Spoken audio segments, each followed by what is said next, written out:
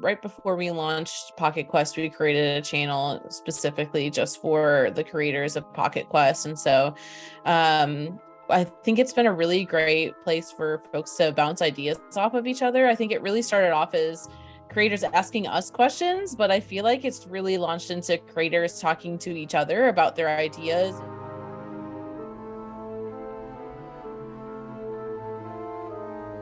Hi, welcome to the Dieku podcast. I'm Gary Snow, and with me is Lysa Penrose, and she is the RPG marketing and charity manager, and Kage, who is the community relations representative for DriveThruRPG, which everybody knows DriveThruRPG is like the place to go and get RPGs.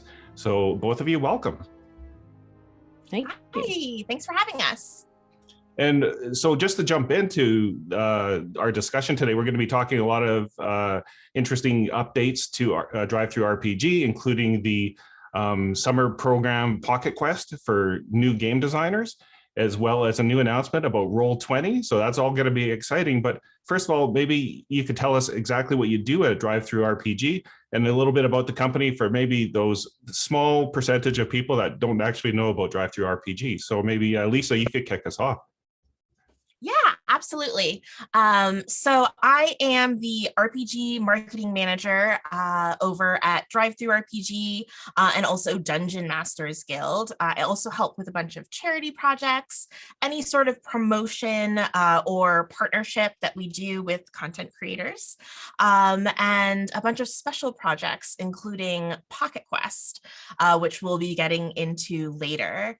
I think most folks probably know me from my community manager days at Dungeon Masters Guild, but I'm really excited to be getting to support more different games over at DriveThru. Great. And Kage.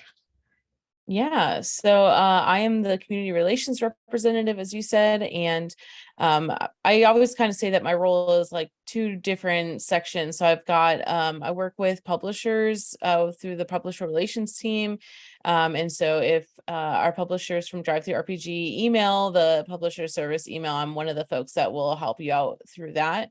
But I'm also the Discord manager. So one of the ways that our publishers and also community content creators and folks like that can reach out to us and get more information is through our Discord server.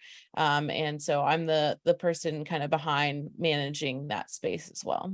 That's great. Now I'm gonna have all the links in the show description and video description below. So anybody that wants to join those Discord servers, I assume they're free and open to anybody that's a publisher. Yeah, so anyone who's a publisher, DM skill creator, or who's interested in being one of those areas are welcome to join. And I'm sure we'll talk about this a little bit later too, but we even have a channel just for folks who are interested in PocketQuest as well.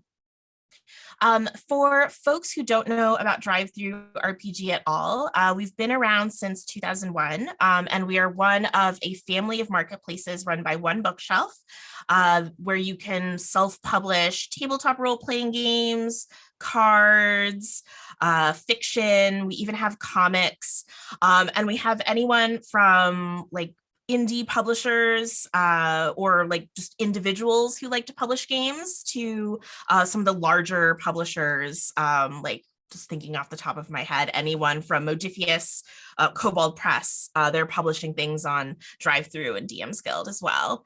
I think at this point we have like over 20,000 publishers with like hundreds of titles published just every week, probably. And for those that aren't familiar, because I mean, a lot of the people that watch my channel are either, getting into RPG publishing in the first place. Can you just give us the pitch of, how people upload their games, the percentage, print on demand, a few of those kind of high level thoughts on how people can use your services? Absolutely. I'm gonna let Kage handle this one. Yeah. She helps people with this all the time. Yeah. So It really depends on what area folks are publishing through. So the percentage that folks get is different through DM's Guild than it is through DriveThruRPG. And for DriveThruRPG, it also is dependent on whether they are exclusively publishing with just DriveThruRPG or if they're also publishing on other sites as well. And so with DM's Guild, you'll get 50% of your cut because some of that also goes to Wizards of the Coast for using their IP. And then through DriveThruRPG, you get 65% if you are publishing non-exclusive and 70% if you're publishing exclusively through us. And the upload process, I think, is relatively simple, especially if you're just doing the digital upload. And so you create your publisher account, determine whether you want it to be exclusive or non-exclusive for the DriveThruRPG side. And then you can just click through, create a title, and then there's like a PDF uploader and allows you to create your product page. So talk a little bit about your product, and then you can upload your PDFs. You can also upload like zip files. So sometimes folks will do that for maps if they have maps along with their products, or there's a couple different things that you can do. You can upload within that. And then as far as print on demand, there are a few more pieces that you have to make sure that you have because they have to meet the specs of our printers. But all that is outlined within our publisher knowledge base that all of our publishers can access through their account. If you want to do print on demand with DM's Guild, we have specific people who can do your layout for you. And you have to go through one of those approved layout designers in order to do print on demand through DM's Guild. And so that's just, I think, kind of like a good general overview of some of the different things that folks can do for uploading to our sites. Absolutely. I feel like part of our goal at DriveThru is making publishing basically accessible and possible to people, and having as few barriers as possible. So like the hardest part of publishing your game should be the actual game creation part. Aside from having your PDF all ready to go, you just need probably like a nice description so folks know what they'll be getting with your PDF, and a eye-catching cover thumbnail. But once you have all of those pieces, it's just uploading and filling out a form, basically. Mm-hmm.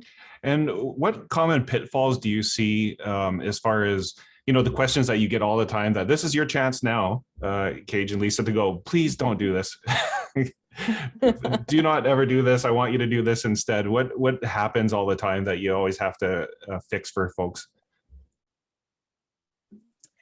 Yeah, I think on the DriveThruRPG side, it's just making sure that you have looked through. We have a lot of resources in the publisher knowledge base, and just making sure that you're looking through those articles that are relevant to the work that you're creating. So we have like the top 5 most common print on demand errors, and they are the top 5 most common print on demand errors. And so just reviewing some of those documents, we even have some short tutorials about how to prep your documents using InDesign or Affinity Publisher. So if you're doing print on demand, checking those things out. And then as far as like digital titles, I think just making sure that you're that you've got all the information that you need. If you're using like an OGL license, that you have that text in there appropriately, that you are uploading your cover image, and just troubleshooting all of that kind of stuff. But also that we are here as a resource too. Sometimes I think folks will try to put stuff up on the site, and if they struggle, they try to just force it through or something. But we are here as a resource, and don't feel shy to ask for help from us. Mm-hmm. For newer designers, I feel like our community content programs are a particularly nice way to kind of get involved. So that's if on Dungeon Masters Guild, you want to create 5th edition D&D content, Storytellers Vault, if you're creating like vampire content, Miskatonic Repository for like Call of Cthulhu. We have a bunch of different community content programs. And that is helpful for newer designers, I think, because you're not necessarily having to create a whole new system. You can use a system that you know and love, are really familiar with, and start working with lots of like storytelling building blocks. If you are going to publish or create something as part of those programs, it's helpful to read the guidelines ahead of time. So they might have limitations on what particular like settings that you can use, or your cover might require like a little logo so people know it's part of that program. I think on DM's Guild, that's probably like the top thing. If someone publishes something, sometimes you have to boop them and ask them to please update their cover. Yeah, I think from the community content side, those would be our most frequent beginner missteps. And I would totally agree, as somebody who published on the DM's Guild prior to working for One Bookshelf. Like, that was, I feel like, a really great gateway to publishing content, because a lot of it is included in like the creator FAQ section. And there's a really great community of folks that are willing to help people publish content too. Gosh, okay. I know we're kind of getting into like another question on your outline of like advice for new designers, but related to both what Kage said and Kage's other gig. If you want to get into one of our community content programs, there's this really amazing organization called Storytelling Collective. And wait, is it Storytelling or Storytellers Collective? Storytelling, yeah. Storytelling Collective. And they have a Write Your First Adventure workshop, and there are paths for D&D, for Call of Cthulhu, and just for any tabletop role-playing game. Yeah, and the Chaosium one also has RuneQuest now too. Oh, cool. Yeah. So if you want even more support as a new designer, you get like lessons. I believe there's mentorships as part of that, and you get a really good community to bounce ideas off of. That's great. And the other aspect of your services, which I think a lot of people might not be aware of, but it's a really great feature, is being able to use your print on demand to fulfill Kickstarters. And that's like maybe a higher level, not let everybody guess that point, but Kevin Crawford famously, I know he's a big seller on your platform. And maybe you could just outline how that kind of works for people that are thinking about getting into that level of publishing. Yeah, so if you're doing it Kickstarter, it would be through DriveThruRPG most likely, just because of IP and things like that. So, but for that, what folks will usually do is they will collect the funds that they get from Kickstarter, and then we have a tool on our site called the comp copy tool. And what publishers can do then is they can, once they've uploaded all of their documents, they can then take the emails that they've collected from their Kickstarter, and they can import those into the comp copy tool, and it will then provide their backers with whatever their fulfillment is. So whether it's a digital PDF or print on demand, either one of those, folks can fulfill their Kickstarters with either one of those types of titles. And, as I talked about the print on demand aspect, I mean, you are probably struggling like everybody else with like supply chain issues and the cost of paper and everything like that going up. And I saw recently there was a proposed rate increase for printing, and you have nicely held off and been able to make sure that that doesn't pass along to the creators or the publishers. Maybe you can just fill us in on what are the challenges in the space right now, and how do you deal with that? Yeah, we were very fortunate that we were able to negotiate with our printers in order to make sure that the costs didn't go up for our publishers as well. I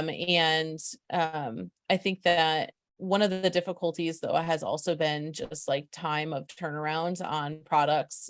So I think it's less so now, but definitely more earlier in the pandemic, the turnaround times for print on demand was much longer than they traditionally have been. But we also want to let folks know that if you're looking to create an inventory of print on demand books for like Gen Con or any of the other conventions coming up this fall, definitely plan to get those as early as you can, just because we would hate for you to not be able to get access to those print on demand books prior to leaving for a convention.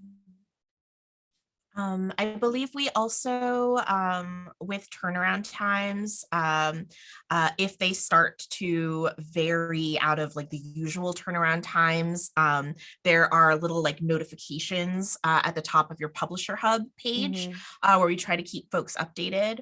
And like with the recent price increase / not price increase, we're constantly negotiating with our own printers and chatting with new printers just to make sure we're giving our publishers the best options.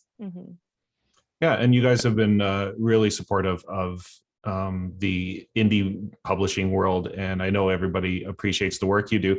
And leading into that, PocketQuest, which was announced, I think probably about a month ago now. We've been trying to connect, but PocketQuest, just fill us in on what PocketQuest is, if you don't mind.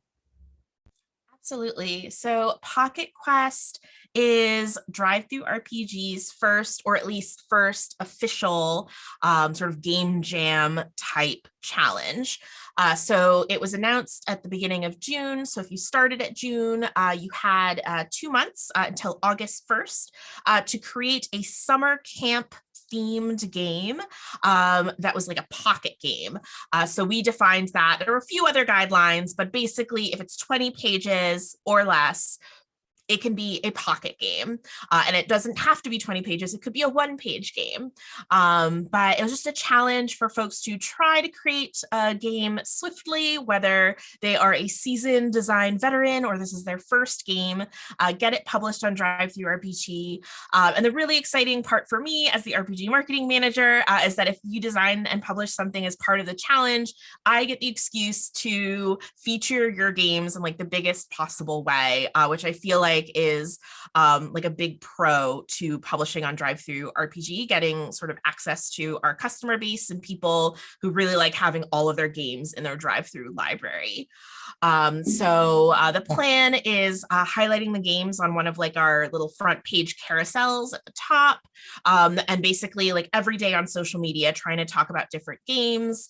There's different little scout badges that you can earn as you hit different milestones, including the I did it badge just for completing PocketQuest at all. So we wanted it to be sort of like a fun community challenge, and at the same time really approachable for new designers. And how did the theme come up as far as it being kind of more summer themed? I mean, it's a great fit, obviously, but tell us about the process. Did you guys have like a brainstorming session and go, what can we do? Yeah, so we did have a brainstorming session. I think this was right before Kage joined our team too. And we threw out lots of different ideas. A big part of brainstorming was trying to figure out when we wanted PocketQuest to happen and how long. And in the end, we decided we would do a summer challenge. So summer camp to our team felt like a very like natural topic. It would let us do the badges. It was very cute, but also it was a theme that you could interpret in a lot of different ways. So summer camps are associated a lot with the horror genre, but at the same time, you could do like a very cozy like fishing game or something. I did not anticipate, which I will in the future, that we had actually picked a very North American theme. The first bit of feedback we got on the theme in our Discord was from, I think, a bunch of designers in Europe, basically being like, we don't have summer camp. What is that? I guess I'm going to make a horror game because the only experience I have with summer camp is in like slasher films. So that's definitely a consideration I would have for future Pocket Quests. Hopefully we'll get to do one next year as well. But also really cool seeing how people around the world are interpreting the theme differently.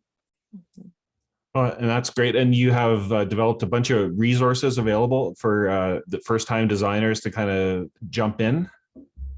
Yeah. So a member of our team, Sandra, helped create those super cute resources. So I want to shout Sandra out. But we have a bunch of templates, also different like graphics and logos and assets for folks. I think the resource that I am most excited about is a PDF formatted like a summer camp map that takes you through each of the steps, each micro step to publishing your first title. And we really wanted that to look fun and friendly and also be easy to follow, like really break it down for people who've never published on DriveThruRPG before.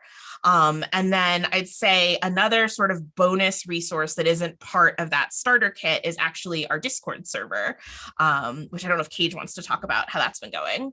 Yeah, so right before we launched PocketQuest, we created a channel specifically just for the creators of PocketQuest. And so I think it's been a really great place for folks to bounce ideas off of each other. I think it really started off as creators asking us questions, but I feel like it's really launched into creators talking to each other about their ideas and getting ideas from each other and asking for feedback on their ideas. And I know a couple of folks have been sharing like their covers recently as they've been developing them, and it's just been really fun to see folks come together. It's really brought like the Discord alive, I think, because I think a large portion of our Discord server prior to that were people just asking us questions or like just asking publishing questions, and less a community of creators coming together to create together. And I think that this PocketQuest channel has really kind of launched into that a lot more. Yeah, it's cool because it gave us the opportunity to like add a Discord role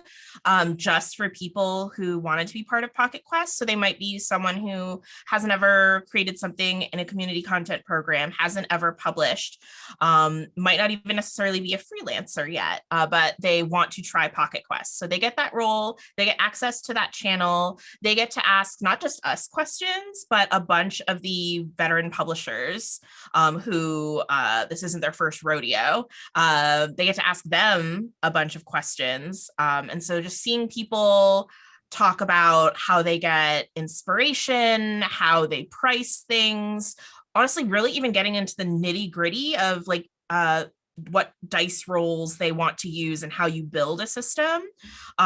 There's so much more of a wealth of knowledge than if we were just answering people's questions individually.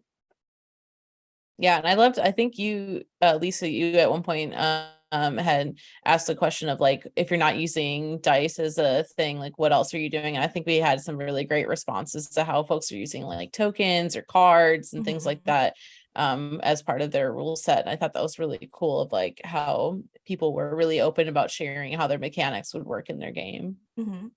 And building that community is so important. I mean, part of the reason why my channel exists is that it can be a very solitary activity, and it's nice to have people that you can bounce ideas off of. Can you just maybe expand upon that as far as like, obviously you're doing a great job in bringing people together, and you both have experience in the design space. How important is it to have that community? I think that there's nothing really that you can find that replaces something like that. When I first started creating was back in 2020, and I actually got into it by doing the Write Your First Adventure workshop that Lysa mentioned earlier from Storytelling Collective. I think one of like the great things about that program is you're doing a month-long creative writing challenge with other people doing that same challenge, and it's really kind of wild how motivating that can be. And I think that this PocketQuest channel, and by having other creators creating these games at the same time alongside each other, even if they're not physically in the same room together or doing the same exact game, I think that there is really a really strong motivator and support in having a community of creators doing work alongside you in a similar fashion. Yeah, I fully agree with Kage. The motivation and like just energy you get from having a group of people you're co-working, I guess, with is really huge. I also think if you have something either that you're really excited about, just having people you can share that with who like get it. I like feel really bad for my partner who's had to listen to me talk like really intricate like design things. And if you're something you're excited about, or if you have like a question about someone whose brain just works in a slightly different way, or they tackle problems in a different way, can like unlock an idea that you would not have had on your own. I think that's a good point too. Like I think sometimes people feel like they have to do every part of a game themselves, and collaboration is how I've created most of the things that I have my name on. I think there's only been one game, and that was that original Write Your First Adventure workshop game that I did solo, and I worked with other creators on every other game that I've made. So like if you're like, wow, I don't know how to do the crunchy mechanics part, you can find somebody who does, and you can, right away on that narrative flow if that's what you're into. Like I think that that's a really great part about creating alongside a community is you can find people who have strengths where you have challenges, and coming together you can create a really great team. Yeah. I feel like another part of that is that, especially if you're like a really like indie publisher, like you're an actual just individual, you maybe don't have a lot of monetary resources for stuff like hiring an editor.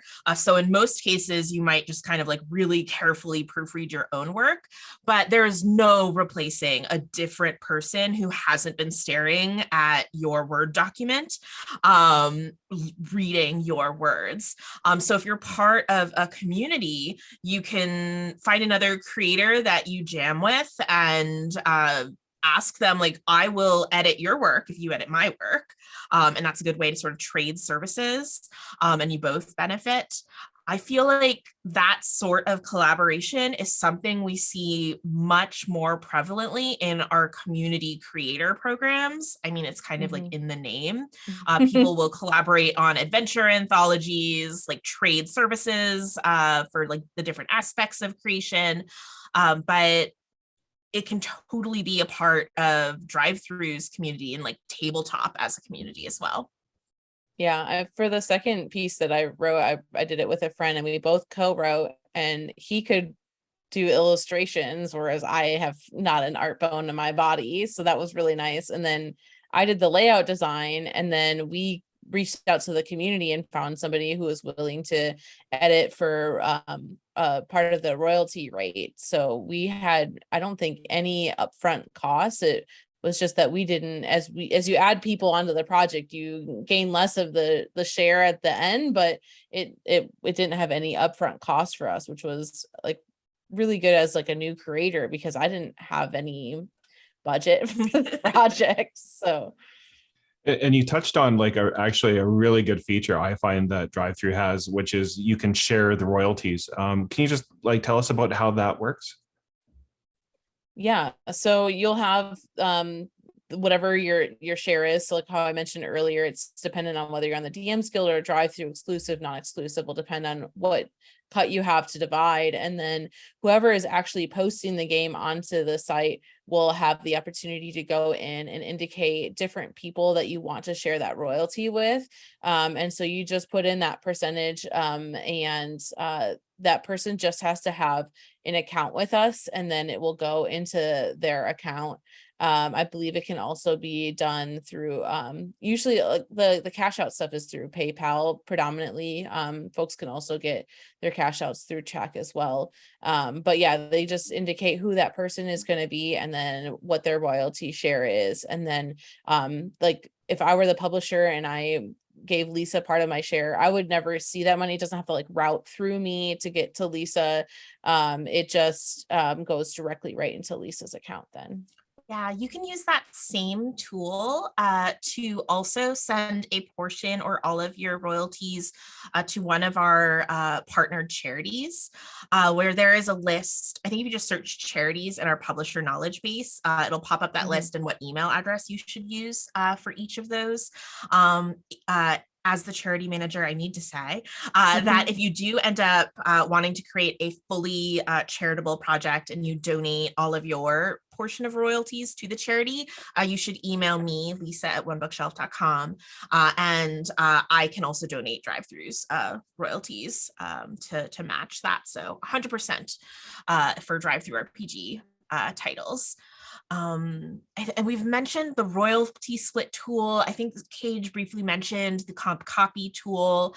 If you're new to DriveThruRPG, once you create your publisher account, you should click on publisher in like the top navigation bar, and that'll bring you up your publisher hub, and just like click on every tool there and like see what goodies we have, because in addition to those, there's a bunch of marketing tools that you can use, including if you're promoting your title in different places, you can add what we call source codes to the end of the URL and like track what spaces are sending people to actually buy your game.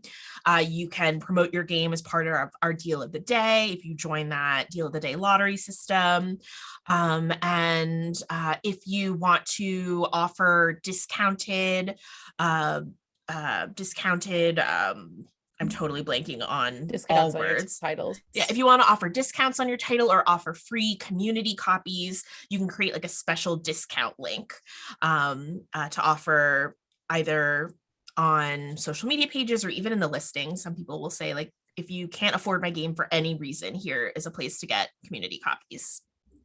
Another really great tool too, not exactly like what Lysa's talking about, but we also have an affiliate program. So if you sign up for that, you can get an additional like percentage just for pointing people in the direction of the site. So if you tweet out stuff about DM's Guild or DriveThruRPG or any of our other program like products, you can just add your affiliate ID onto the end of that URL. And if somebody just goes to the site and purchases something using that link, you'll get a cut of that. So you don't even have to be a publisher to help build up the community for our sites. So if you're That's a good way to kind of or something like that, you can review it and send them your way to purchase a digital copy or print on demand copy. And and should people have their own different account for publisher versus purchaser on DriveThruRPG? Is that a recommendation, or do you upgrade from a purchaser? It's sort of like an upgrade, I guess. You have to have a customer account in order to be a publisher. So every publisher account has a customer account attached to it. And so the first thing you'll do is create your customer account, and then from there you'll go ahead and create a publisher account and attach it to that. I guess it's personal preference. You could have a separate customer account and publisher account if you wanted. You would just have to have two different email addresses. Yes.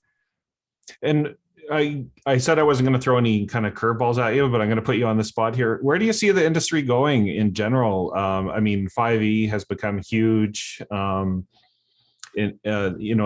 opened up a lot more players entering in the hobby. And how do you see it kind of playing out? Do you have any kind of pulse on what you see happening within the industry? I mean, I think a big question mark in the air is sort of what's happening next at D&D. If we're talking about that particular route, they've definitely hinted / more than hinted that there are some changes coming there, whether it's 5.5 or 6. I think that more people getting into tabletop games by way of Dungeons and Dragons or otherwise is only good for like indie creators and tabletop folks in general, sort of like a rising tide lifts all ships sort of situation. I know over at DriveThru, we are hoping to do more to not just support our larger publishers, but do more to support indie creators and just bring in more people into the TTRPG publishing world who might have thought that that was just a lofty goal when it's really very possible. Yeah, I mean, I definitely see the communities growing, I feel like all the time. And not just for D&D, but for all these other communities too. I came into the community through D&D, so I'm always like, D&D is like everywhere. It's always the biggest thing, and it is obviously like a really large portion of the tabletop community. But being part of Storytellers Collective and having like the Chaosium path, you just see so many folks who are like very interested in Call Cthulhu and RuneQuest, and it just really opens your eyes to how many other games are out there and people sharing their stories and like the introductions on like that server or the DriveThruRPG server. And they'll talk about, you know, some of these really obscure games from like the 80s and 90s that they played before they had even ever heard of Dungeons and Dragons, right? And of course you also have folks who have been DMing since AD&D, you know. So I think it's just really great to see all of these different pathways into publishing. There's no one like narrative into how folks have gotten onto the site and published. And you recently had, or actually just this morning, you had a big announcement about Roll20. Tell us about that. Yeah. So obviously is part of what's shifting in tabletop, especially during the pandemic and quarantine times, is that more and more people are playing RPGs in more ways, in particular in virtual ways. So we've supported a few different virtual tabletops, but this morning we announced that starting with Dungeon Masters Guild, we are partnering with the folks over at Roll20, which I am so jazzed about.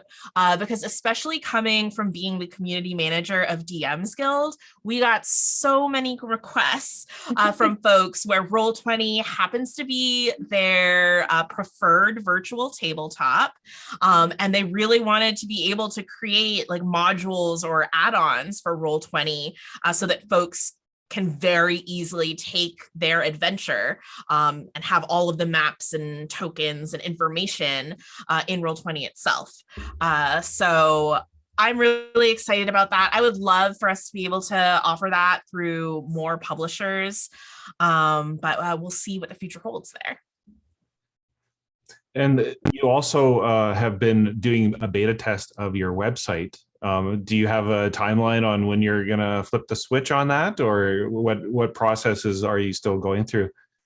Yeah, so for folks who aren't aware, I guess, I don't know if this is an external code name or an internal code name. It's not secret though. So we have a version. Discord, yeah, our site, as I mentioned, has been around since 2001. So there's a lot of technical aspects that come with being an older site. And we are so eager to be able to make our user interface a little more just user-friendly in general, adjustable to different screen sizes, more mobile friendly, using that as an excuse to revisit our tools and really make them a smoother, better experience for our publishers. And all of that is bundled together in something that we call Phoenix. So you can preview at least part of that upgrade, I suppose, over on DriveThruRPG by checking out our beta site. I wish I had a timeline to share with you. I'll just say that it's really helpful for folks to check out that site and give us feedback on it. So when we are eventually able to fully launch the Phoenix version of DriveThruRPG, that it's the best version possible. Yeah, and I know I've gotten that question quite a bit in the Discord server, and the response that I've kind of gotten on that is it is kind of a moving target as they test and validate some of the new interfaces. And also in our Discord server, we have a channel where publishers can make suggestions as, you know, stuff starts to roll out into the beta. You can be like, well, this would be like a really cool tool, and then our team can take that back and see what the possibilities are with that. So there is a bit of a moving target, but I know that they're hoping to have some of like the customer pages and stuff like that completed by the end of the year. Well, that's great. And I once again, I really commend DriveThruRPG for supporting the indie community, as letting people get into the hobby, as well as like taking their first steps into publishing through the PocketQuest jam. So I'm very excited to see what comes of that. And any kind of parting words on any recommendations for new designers, either through PocketQuest or just starting their own publishing account? Any kind of parting words of motivation for new designers? I have a 3-part answer. So first is that it really is creating your game or your adventure or your system or whatever you want to create. That is really the hardest part, creating your first thing and publishing it. So I think if that is your goal, it's really helpful to understand yourself and what will actually encourage that to happen. So for some people, it is having like a really rigid calendar and deadlines. And I think for a lot of people, it's having some sort of sense of accountability. So if your accountability is a challenge like PocketQuest, like you have a little homework assignment, that doesn't make it sound so fun, but now is a great time to jump on board. You still have a month and a couple days. Or if it is joining a workshop like the Storytelling Collective, I think definitely check out those free or inexpensive resources. And then also, if you're looking to publish on DriveThruRPG in particular, I recommend checking out our Medium blog. So it's called One Blog Shelf. So if you Google that, it should pop up our Medium link. And we have a few resources there of like how to price your RPGs in particular. We get those questions a lot, and we have advice from our Director of Publisher Relations and Marketing about pricing there. And then also, if you want a rundown on a bunch of different tools available on DriveThru as a marketplace specifically, I would check out the One Bookshelf YouTube. We have a bunch of talks that our various publisher relations representatives have talked about different topics like how to start POD, how to use our marketing tools. And I will just say, probably starting in the fall, we're going to be creating like shorter, like little mini episodes. So instead of like an hour talking about all of our marketing tools, it'll be like just a few minutes talking about like each one or advice on different things.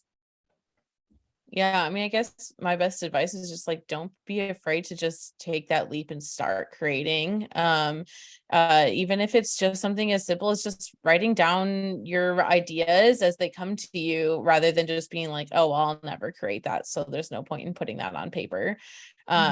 Just having a list of ideas can be really helpful for starting the process, because that blank page can be really intimidating. And so just starting, I think, can be really helpful. And I agree too. I think having some sort of structure, if you've never done this before, it can be helpful. So things like PocketQuest or the RPG Writer Workshop and stuff like that can be really helpful, because I know at least with the Write Your First Adventure workshop, a template is provided into like how to actually write out an adventure.